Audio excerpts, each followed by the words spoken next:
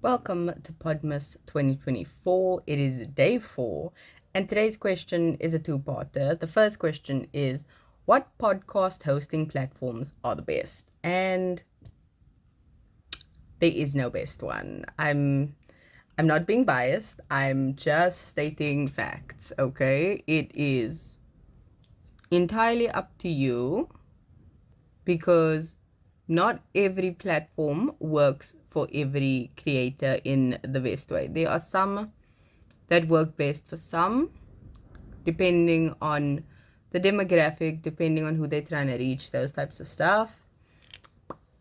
But it depends, which is the best thing I can say at the moment, unfortunately, okay? It depends. The hosting platform has a job to do, and its job is to host, okay? All they're going to do is carry your podcast and present it to people. It's your job as the podcast host to make your podcast interesting and make people want to listen.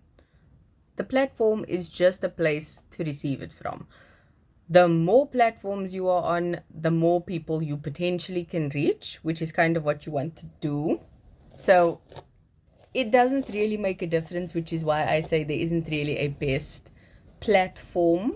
It's up to you to make people want to listen and then provide them with options for how they can do that. So that is what you need to do. I definitely think, like I said, throwing the net far and wide, promoting and putting your podcast on as many platforms as possible is definitely going to help, because people who prefer to watch a podcast or even just have it playing in the background on their TV might prefer something like Spotify or YouTube, where they can visually have something on a screen, even if it's just a still image, and then have that playing while they do things. Other people prefer to have it in their earphones, in their ears, and just walk around. So having options for people is always a good idea. So if you want to potentially reach more people, you are going to have to put the effort in and host on multiple platforms.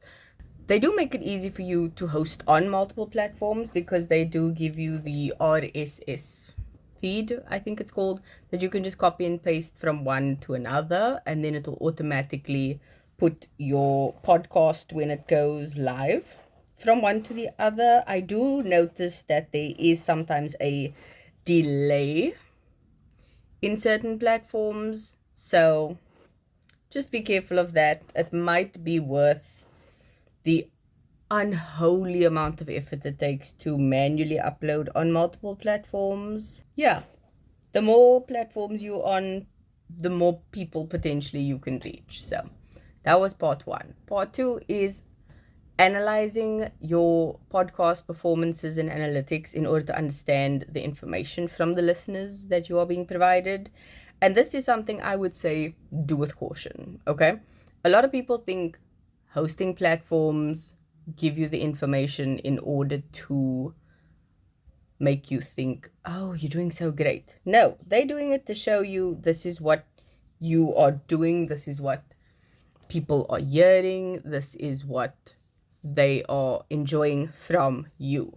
It's your job to take that information and understand what you are being told. Most hosting platforms have a separate analytics tab or thing that you can just click on and all your information will be there.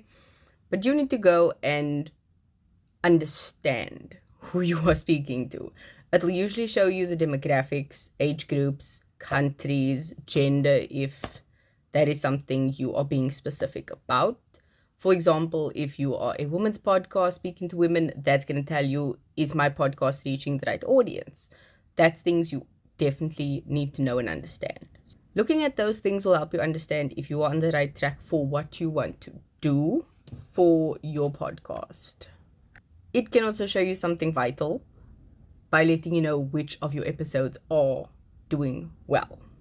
If you have something that pops off, that goes viral, that goes really, really well, and you catch that in your analytics early on, you can maybe try and replicate it, maybe try and do the same thing, or speak on a similar topic, do a follow-up, something like that.